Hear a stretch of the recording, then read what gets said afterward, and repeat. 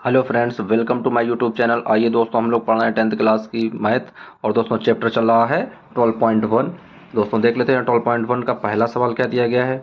दिया गया दो घनों। दोस्तों क्या है, ये दो घन हैं जिनमें से प्रत्येक का आयतन, दोस्तों दो घन दिए गए हैं जिनमें से प्रत्येक का आयतन दिया गया है 64 सेंटीमीटर क्यूब है, के संलग्न फलकों को मिलाकर उस एक ठोस बनाया जाता है। इससे प्राप्त घनाभ का पृष्ठीय क्षेत्रफल निकालना है। तो आइए दोस्तों देखते हैं ये सवाल किस तरीके से सॉल्व करेंगे। तो आइए दोस्तों देख लेते हैं एक्सरसाइज क्या दी गई है। तो दोस्तों एक्सरसाइज है 12.1 और दोस्तों 12.1 का सवाल नंबर है पहला। तो आइए देख लेते हैं सबसे पहले सवाल में क्या क्या दिया गया है, उसके बाद सवाल को सॉल्व करते हैं, एंट्री कर लेते हैं। दोस्तों दिया गया है दो घन जिनका प्रत्येक का आयतन दिया गया। दोस्तों लिख लेते हैं प्रत्येक घन का आयतन। तो क्या लिखेंगे फ्रेंड्स, प्रत्येक घन का आयतन। तो दोस्तों प्रत्येक घन का आयतन कितना दिया गया है, दिया गया है 64 सेंटीमीटर क्यूब। तो आ जाएगा 64 सेंटीमीटर क्यूब के रूप में दोस्तों दिया गया है। तो दोस्तों क्या है, प्रत्येक घन का है तो हमें कितने का निकालना है, दो घनों का निकालना है। तो दोस्तों क्या लिखेंगे, दो घनों का आयतन, क्योंकि दो घन आपस में दिए गए हैं। तो क्या लिखेंगे, दो घनों का आयतन। तो दोस्तों जब एक का दिया गया 64 तो दो घनों का आयतन कितना आ जाएगा निकल कर, आ जाएगा 2 गुणे 64। तो दोस्तों गुणा कर देंगे, कितना आ जाएगा 128, 128 सेंटीमीटर क्यूब आ जाएगा। दोस्तों ये मान लेते हैं दोस्तों कि प्रत्येक घन का जो एक भुजा यानी एक जो किनारा है वो x है। तो क्या लिखेंगे दोस्तों, प्रत्येक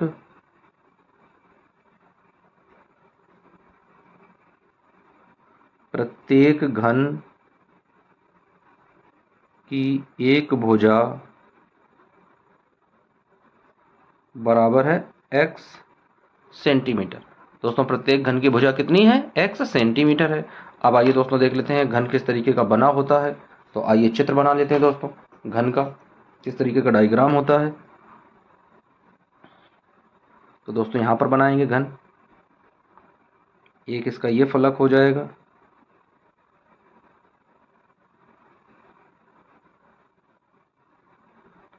एक इसी के पास में फलक हो जाएगा दोस्तों, एक इसके पास में फलक हो जाता है। और दोस्तों दो घन और इसी के साथ में बना लेते हैं।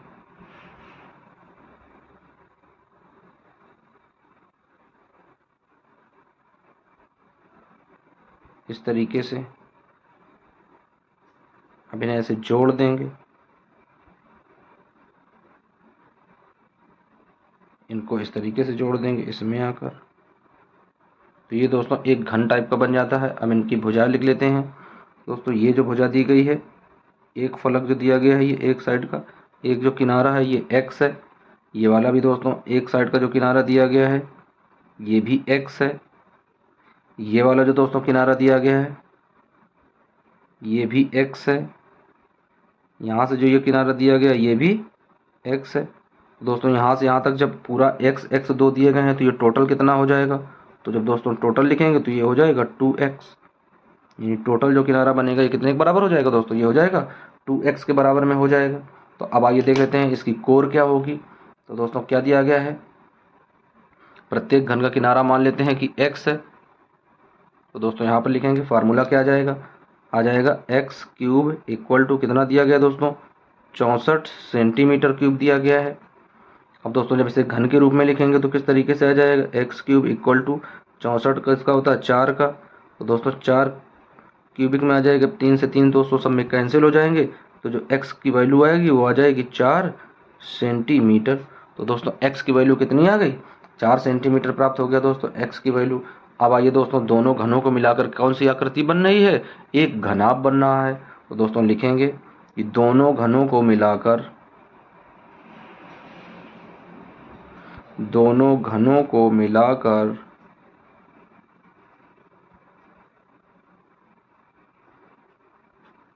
दोनों घनों को मिलाकर बने घनाभ के लिए, बने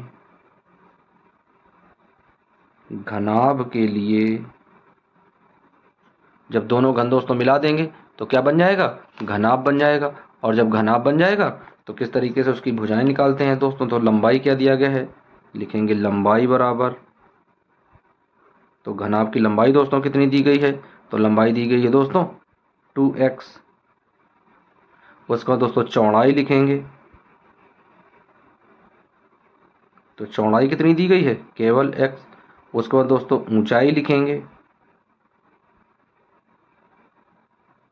तो ऊंचाई भी कितनी दी गई है, ये भी x दी गई है। और ये सारे मान दोस्तों किस में है, सेंटीमीटर में है, तो यहाँ सेंटीमीटर में लिख लेंगे। अब दोस्तों हमें फार्मूला कौन सा लगाना है, फार्मूला लगाना है घनाभ का पृष्ठीय क्षेत्रफल। तो लिखेंगे दोस्तों घनाभ का पृष्ठीय क्षेत्रफल। तो दोस्तों फार्मूला रख देते हैं, घनाभ का पृष्ठीय क्षेत्रफल क्या होता है, तो 2 बाहर हो जाता है, इनटू में क्या होता है दोस्तों, लंबाई गुणे चौड़ाई प्लस चौड़ाई गुणे ऊंचाई प्लस ऊंचाई गुणे लंबाई। तो ये फार्मूला दोस्तों हो जाता है। अब आइए यहाँ पर सभी के मान रख लेते हैं, तो 2 की जगह 2 आ जाएगा, इनटू में दोस्तों मान रख लेते हैं। क्या दिया गया, लंबाई दिया गया दोस्तों, तो लंबाई के लिए क्या लिखते हैं, लंबाई मान किसका होता है दोस्तों, लंबाई का मान था 2x, तो लंबाई की जगह दोस्तों क्या लिखेंगे 2x। उसके बाद दोस्तों क्या लगा है, इंटू लगा है, तो इंटू लगा देंगे। फिर दोस्तों b लिखा है, b का मान क्या है, x है, तो x आ जाएगा। उसके बाद में प्लस है तो प्लस लगा देंगे। उसके बाद दोस्तों क्या दिया गया है, b और h दिया गया है, यानी चौड़ाई और ऊंचाई। तो चौड़ाई और ऊंचाई भी x इंटू एक्स दिए गए हैं, फिर से प्लस लगाएंगे दोस्तों। फिर ऊंचाई दी गई है, ऊंचाई भी दोस्तों क्या है, x है इंटू, और l का मान क्या है 2x है, तो 2x आ जाएगा इस तरीके से। अब दोस्तों यहाँ पर मान रख देते हैं सभी के, इक्वल टू 2 की जगह 2 आ जाएगा। ब्रैकेट में दोस्तों क्या दिया गया, 2 दिया गया, 2 गुणे यहाँ पर x की वैल्यू दोस्तों क्या है, x की वैल्यू 4 दी गई है, तो 4 आ जाएगा, इंटू यहाँ पर भी फिर से डबल 4 दिया गया है, तो 4 आ जाएगा। इतना दोस्तों कोष्टक में कर देंगे, प्लस लगा देंगे। यहाँ पर x का मान क्या दिया गया दोस्तों, x की वैल्यू 4 सेंटीमीटर आई थी, तो 4 लिख लेंगे, तो 4 गुणे 4, फिर से प्लस लगाएंगे दोस्तों, फिर आ जाएगा 4 गुणे 2 गुणे 4, ये मान आ जाएगा दोस्तों। इनका गुणा कर लेते हैं आपस में, तो क्या आ जाएगा 2 ब्रैकेट में 4 चौको 16 और 16 दूनी 32 हो जाएगा दोस्तों, प्लस 4 चौके 16 प्लस 4 चौके 16 और 16 दूनी 32 आ जाएगा, तो यहाँ पर 32 आ जाएगा इस तरीके से। अब दोस्तों जोड़ लेते हैं, तो जोड़ने पर क्या आ जाएगा, तो 2 इंटू दोस्तों जोड़ेंगे तो 32 और 32 64 आ जाएगा। और दोस्तों 64 में जब 16 जोड़ेंगे तो कितना आ जाएगा, 80 आ जाएगा। तो लिख देते हैं दोस्तों 80, और 80 का जब 2 में गुणा कराएंगे दोस्तों, तो 8 दूनी 16 आ जाएगा 160 सेंटीमीटर स्क्वायर, 160 सेंटीमीटर स्क्वायर। तो दोस्तों इससे बने जो घनाभ का पृष्ठीय क्षेत्रफल है वो कितना आया है, 160 सेंटीमीटर स्क्वायर। तो लिख लेंगे आंसर बराबर 160 सेंटीमीटर स्क्वायर। तो दोस्तों यही इसका आंसर आ गया है 160 सेंटीमीटर स्क्वायर। अब आइए देख लेते हैं इसका दूसरा सवाल। अब आइए दोस्तों देख लेते हैं दूसरा सवाल क्या दिया गया है। दिया गया है कोई बर्तन एक खोखले अर्धगोले के आकार का है जिसके ऊपर एक खोखला बेलन अध्यारोपित है। दोस्तों एक हमें क्या बनाना है, अर्धगोला बनाना है, उसके ऊपर एक खोखला बेलन अध्यारोपित करना है। अर्धगोले का व्यास है 14 सेंटीमीटर और इस बर्तन यानी इस पात्र की कुल ऊंचाई है 13 सेंटीमीटर। तो इस बर्तन का आंतरिक पृष्ठीय क्षेत्रफल ज्ञात कीजिए। तो आइए दोस्तों सबसे पहले देख लेते हैं इसका किस तरीके से चित्र बनेगा, उसके बाद में ये सवाल किस तरीके से हम लोग सॉल्व करेंगे। बहुत ही इजी सवाल है दोस्तों, बस केवल चित्र यदि हमने बना लिया तो समझो पूरा सवाल समझ में आ गया। आइए दोस्तों देख लेते हैं सवाल नंबर दूसरा क्या है। तो फ्रेंड्स देख लेते हैं सवाल नंबर दूसरा क्या दिया गया है। दिया गया कोई एक बर्तन है जो अर्धगोले के आकार का है। तो दोस्तों बर्तन की क्या दी गई है, अर्धगोले का व्यास दिया गया है। तो लिखेंगे दोस्तों अर्धगोले का व्यास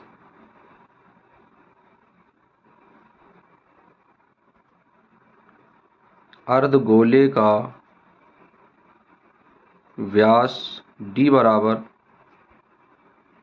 14 सेंटीमीटर। तो दोस्तों जो व्यास होता है वो त्रिज्या का आधा होता है, तो आप क्या लिखेंगे त्रिज्या बराबर,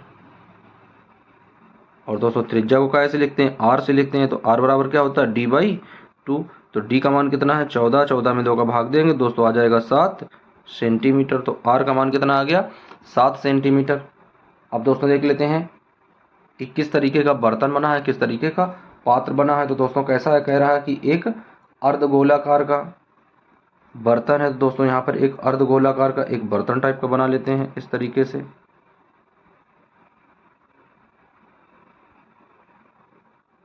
ये दोस्तों जो आकृति ये अर्धगोलाकार की आकृति है, इसे इस तरीके से हम लोग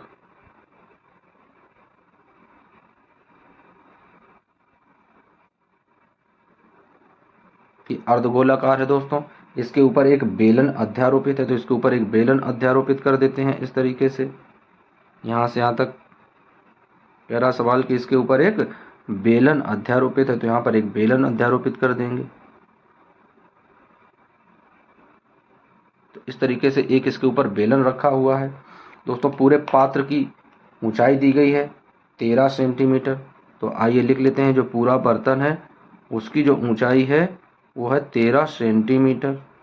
तो लिख लेंगे 13 सेंटीमीटर। पूरे पात्र की ऊंचाई हो गई 13 सेंटीमीटर। अब दोस्तों यहाँ पर देख लेते हैं, ये व्यास दिया गया था, व्यास दिया गया था 14 सेंटीमीटर दोस्तों। तो आधी दूरी से जब लिखेंगे, यहाँ से इसे इस तरीके से आधा करेंगे दोस्तों, त्रिज्या जब करेंगे तो त्रिज्या आधी हो जाती इस तरीके से। तो ये वाली दूरी कितनी आ जाएगी, ये वाली दूरी आ जाएगी 7 आ जाएगी दोस्तों इस तरीके से। ये वाली 7 हो जाएगी, ये वाली भी 7 हो जाएगी दोस्तों। जब अर्धगोला है तो यहाँ से नीचे तक वाला भी पार्ट कितना हो जाएगा, 7 हो जाएगा। तो दोस्तों यहाँ से लेकर और जो ये नीचे वाला हिस्सा है ये भी दोस्तों कितना हो जाएगा, ये भी 7 हो जाएगा इस तरीके से दोस्तों। अब ये वाला हिस्सा कितने बचेगा, तो जब ये 7 है दोस्तों और ये 13 है तो ऊपर वाला कितना बचेगा, 6 बचेगा। तो ये वाला हिस्सा यहाँ से बचेगा दोस्तों 6। तो इस तरीके से हमने इस चित्र को ड्राइव कर लिया। और दोस्तों ये पूरा व्यास दिया गया था इस तरीके से, 14 सेंटीमीटर का पूरा व्यास था इस तरीके का पूरा। अब आइए सवाल सॉल्व करते हैं कि ये सवाल किस तरीके से हम लोग लगाएंगे। बहुत इजी सवाल दोस्तों, बस केवल हमें मान निकालना है। अब क्या कह रहा है, कह रहा बेलनाकार भाग का पृष्ठीय क्षेत्रफल निकाल लेते हैं दोस्तों। जो ये बेलन है तो बेलनाकार भाग का सबसे पहले पृष्ठीय क्षेत्रफल ज्ञात कर लेते हैं। तो क्या लिखेंगे, बेलनाकार भाग का बेलनाकार भाग का पृष्ठीय क्षेत्रफल। तो दोस्तों देख लेते हैं बेलन का पृष्ठीय क्षेत्रफल क्या होता है, 2 पाई आर एच। तो लिखेंगे 2 पाई आर एच, मान रख देते हैं दोस्तों। तो 2 की जगह 2 आ जाएगा, इंटू पाई का मान 22/7 हो जाएगा, इंटू आर भी दोस्तों कितना दिया गया, 7 दिया गया, इंटू ऊंचाई कितनी दी गई है। तो दोस्तों यहाँ पर ऊंचाई कितनी रखनी है हमको, केवल बेलन की ऊंचाई रखनी। तो बेलन की ऊंचाई कितनी दी गई है, 6 दी गई, तो 6 आ जाएगा। कट करेंगे दोस्तों, 7 से 7 कैंसिल हो जाएगा। गुणा कराएंगे जब इसका तो आ जाएगा 22 दूनी 44 हो जाएगा। तो 44 गुणे 6। अब दोस्तों गुणा कर देंगे तो कितना आ जाएगा, 6 चौको 24, 6 चौको 24 और 2 26 आ जाएगा। तो कितना आ जाएगा दोस्तों, 264 सेंटीमीटर स्क्वायर। तो क्या आ जाएगा, 264 सेंटीमीटर स्क्वायर। तो दोस्तों ये आ गया बेलनाकार भाग का पृष्ठीय क्षेत्रफल। अब दोस्तों इसमें देख लेते हैं, एक अर्धगोलाकार भी शामिल है। क्या शामिल है दोस्तों, अर्धगोलाकार। तो त्रिज्या तो वही दी गई है। तो दोस्तों क्या लिखेंगे, अर्धगोलाकार भाग के लिए, अर्धगोलाकार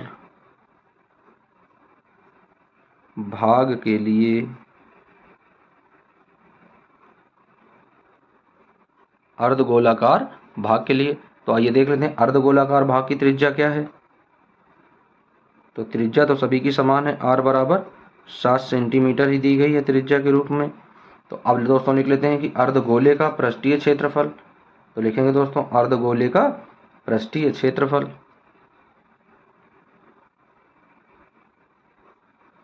अर्धगोले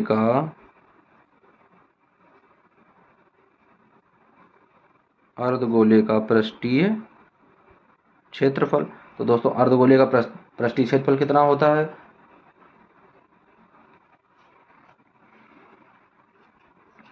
क्या लिखेंगे दोस्तों, 2 पाई आर स्क्वायर। क्या लिखेंगे दोस्तों, 2 पाई आर स्क्वायर। तो दोस्तों ये आ जाएगा अर्धगोले का।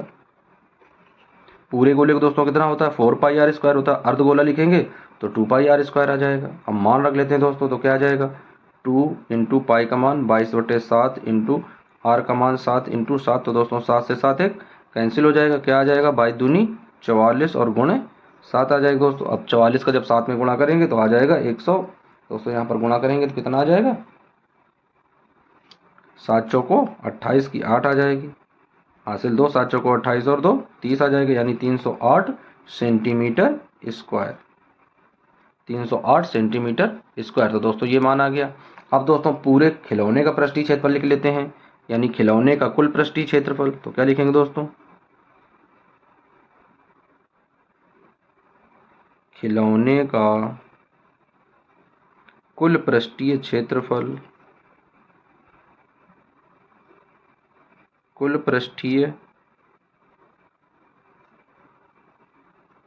क्षेत्रफल। तो दोस्तों खिलौने का कुल पृष्ठीय क्षेत्रफल लिखेंगे तो क्या करेंगे, दोनों संख्याओं को जोड़ देंगे, यानी बेलनाकार भाग और अर्धगोलाकार भाग। तो दोनों दोस्तों जोड़ेंगे, क्या लिखेंगे, बेलनाकार भाग का पृष्ठीय क्षेत्रफल, बेलनाकार भाग का पृष्ठीय क्षेत्रफल प्लस अर्धगोलाकार भाग का पृष्ठीय क्षेत्रफल, अर्धगोलाकार भाग का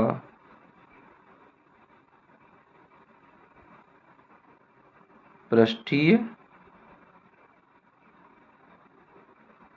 क्षेत्रफल।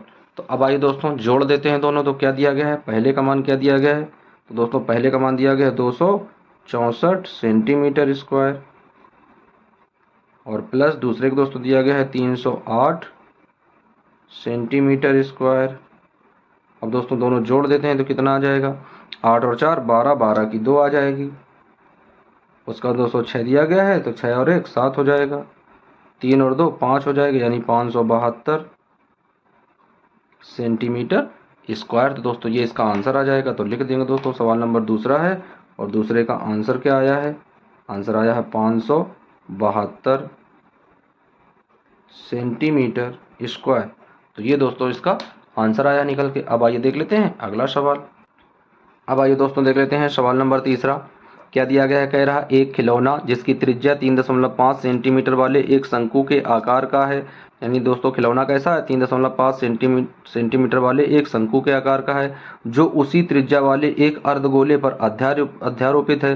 तो इस खिलौने की संपूर्ण ऊंचाई 15.5 सेंटीमीटर है। तो इस खिलौने का संपूर्ण पृष्ठीय क्षेत्रफल ज्ञात कीजिए। दोस्तों क्या दिया गया है सबसे पहले समझ लेते हैं, यानी 3.5 सेंटीमीटर वाले एक शंकु के आकार का एक खिलौना है और उसी त्रिज्या वाले एक अर्धगोले पर अध्यारोपित है। दोस्तों यानी एक अर्धगोला है और उसी अर्धगोले पर एक शंकु के आकार का खिलौना अध्यारोपित है। तो इस खिलौने की संपूर्ण ऊंचाई दी गई है इतनी। तो अब इस खिलौने का पृष्ठीय क्षेत्रफल ज्ञात करना है। तो आइए दोस्तों देखते हैं ये सवाल किस तरीके से सॉल्व होगा। तो आइए दोस्तों देख लेते हैं, सवाल नंबर दिया गया है तीसरा। तो आइए सवाल नंबर तीसरे में देख लेते हैं क्या गया है दोस्तों। एंट्री दी गई है तो दिया गया खिलौने की त्रिज्या दी गई है। तो आइए लिख लेते हैं खिलौने की त्रिज्या,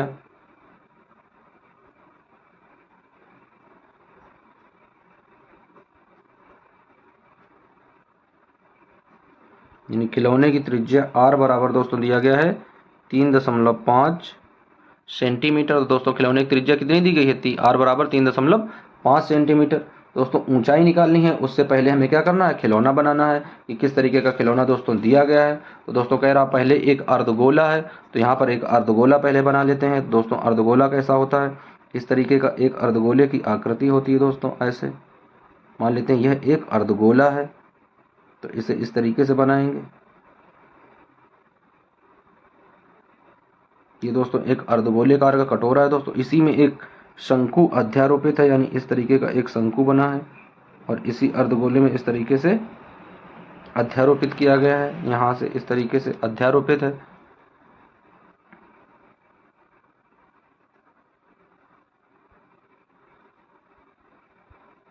और ये दोस्तों यहाँ से इसकी त्रिज्या आ रही है निकल कर। अब आइए यहाँ पर इसके पॉइंट लिख देते हैं।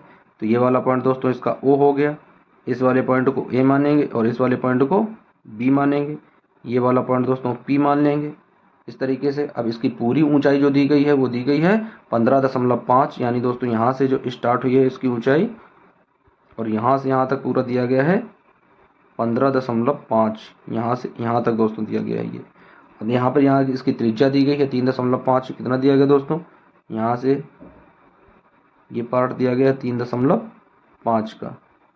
तो दोस्तों जब ये वाला पार्ट 3.5 का दिया गया है तो अब ये ऊपर वाला पार्ट क्या बचेगा, तो आइए यहाँ से देख लेते हैं। ये यहाँ से यहाँ के बीच की दूरी कितनी बचेगी, तो आइए यहाँ से लिख लेते हैं, यहाँ से यहाँ तक कितनी दूरी यहाँ पर बचेगी। तो दोस्तों ऊंचाई लिख लेते हैं, क्या लिखेंगे,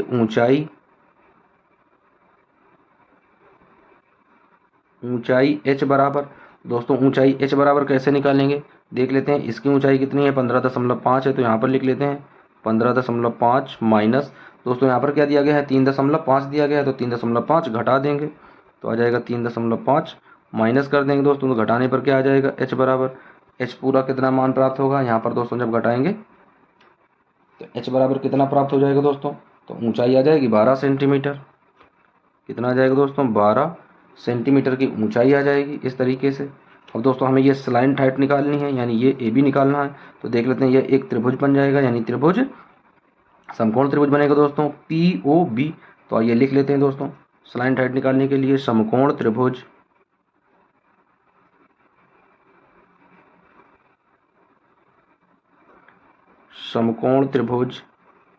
पीओबी में, तो अब आइए दोस्तों देख लेते हैं पीओबी में कौन कौन सी चीज़ें दी गई हैं दोस्तों। तो ये यहाँ से यहाँ तक दिया गया है 3.5 दिया गया है, यानी ये आधार दिया गया है, तो लिख लेते हैं आधार।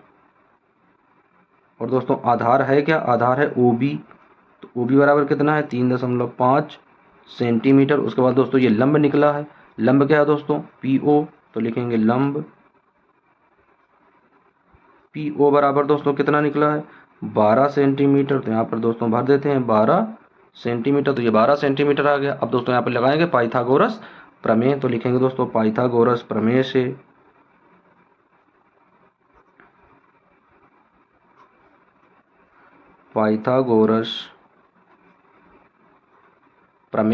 तो आइए दोस्तों पाइथागोरस प्रमेय क्या होती है वो लगा देते हैं, यानी ये कर्ण बन जाएगा, कर्ण को दोस्तों बोलते हैं तिर्यक ऊंचाई। तो क्या आ जाएगी, तिर्यक ऊंचाई,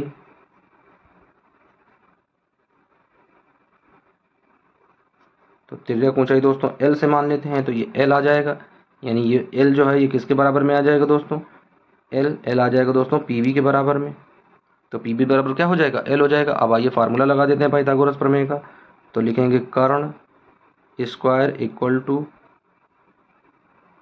आधार स्क्वायर प्लस लंब स्क्वायर। अब दोस्तों मान रख लेते हैं, तो कर्ण क्या दिया गया, यानी तिर्यक लंबाई क्या दी गई है L, तो L स्क्वायर इक्वल टू दोस्तों आधार क्या दिया गया है OB स्क्वायर प्लस लंब क्या दोस्तों दिया गया है PO स्क्वायर, मान रख लेते हैं। OB का मान क्या दिया गया है 3.5, तो आ जाएगा 3.5 का स्क्वायर प्लस PO का मान दोस्तों दिया गया 12, तो आ जाएगा 12 का स्क्वायर। अब दोस्तों दोनों का जब स्क्वायर करेंगे तो कितना आ जाएगा, रख लेते हैं यहाँ पर, जब 3 का स्क्वायर करेंगे 3 में 3, तो दोस्तों आ जाएगा 12.25 और प्लस दोस्तों जब 12 करेंगे तो आ जाएगा 144। अब दोस्तों इसे जोड़ेंगे तो जोड़ने पर आ जाएगा 156.25, 156.25 ये दोस्तों आ जाएगा L स्क्वायर के बराबर में।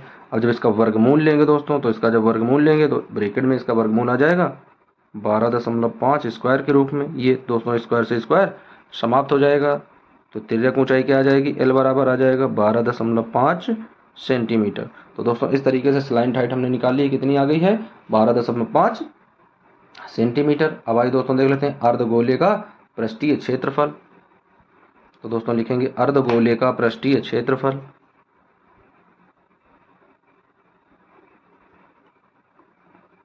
अर्धगोले का पृष्ठीय क्षेत्रफल। तो आइए दोस्तों देख लेते हैं अर्धगोले का पृष्ठीय क्षेत्रफल क्या होता है, यानी 2 पाई r स्क्वायर। हम मान रख देते हैं दोस्तों इसी में अर्धगोले में, तो क्या आ जाएगा दोस्तों,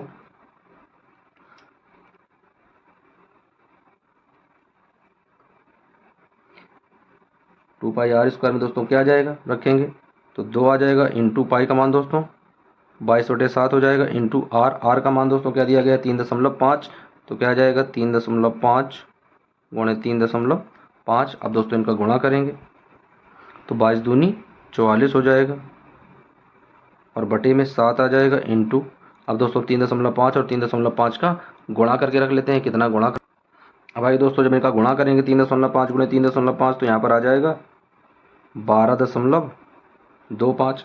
अब दोस्तों इनका आपस में गुणा करा देते हैं तो देख लेते हैं कितना आएगा गुणा कराने पर।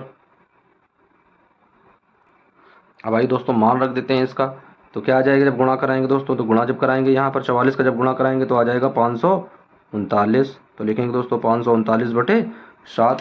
और अब 7 से दोस्तों क्या करते हैं, भाग लगा देते हैं। तो देख लेते हैं 7 से भाग देने पर क्या प्राप्त होगा। तो दोस्तों आ जाएगा 77। यहाँ पर कितना आ जाएगा दोस्तों, 77 आ जाएगा, यानी 77 सेंटीमीटर स्क्वायर। तो दोस्तों एक आंसर ये आ गया 77 सेंटीमीटर स्क्वायर। अब दोस्तों अगला वाला पार्ट, अब दोस्तों इसमें फार्मूला लगाएंगे बेलन का पृष्ठीय क्षेत्रफल का। तो आइए देख लेते हैं दोस्तों, इसमें फार्मूला लगाएंगे। शंकु दोस्तों दिया, सॉरी दोस्तों, शंकु दिया गया है, अर्धगोले का पृष्ठीय क्षेत्रफल निकाल चुके हैं। अब शंकु का पृष्ठीय क्षेत्रफल लिखेंगे दोस्तों, तो क्या लिखेंगे यहाँ पर, शंकु का पृष्ठीय क्षेत्रफल। तो आइए दोस्तों देख लेते हैं शंकु का पृष्ठीय क्षेत्रफल क्या होता है दोस्तों पाई आर एल। हम मान रख देते हैं पाई आर एल में।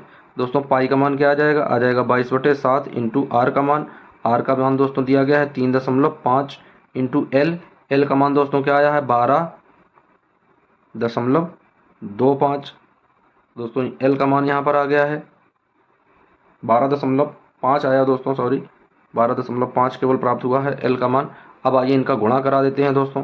तो जब इसे कट करेंगे यहाँ से तो दोस्तों आ जाएगा 0.5 आ जाएगा। 7 से कट करेंगे 7 पन्ना 35। अब दोस्तों इनका गुणा करा कर रख देते हैं, कितना इनका गुणा कराने पर संख्या आएगी। अब आइए दोस्तों जब इनका गुणा कराएंगे क्या आ जाएगा यहाँ पर, जब 12 से इसमें कराएंगे दोस्तों तो 22 पंचे 110 होता है। यहाँ पर आ जाएगा 110, एक अंक बाद दशमलव, एक अंक बाद दशमलव लगा देंगे, इंटू करेंगे दोस्तों 12.5 में। अब दोस्तों जब 12.5 से इसका मल्टीप्लाई करेंगे तो क्या आ जाएगा दोस्तों, जब गुणा करने पर आ जाएगा 137.5। तो दोस्तों एक ये आंसर आ गया। अब दोस्तों पूरे खिलौने का पृष्ठीय क्षेत्रफल फार्मूला लगा देते हैं। तो क्या लिखेंगे दोस्तों, पूरे खिलौने का पृष्ठीय क्षेत्रफल, पूरे खिलौने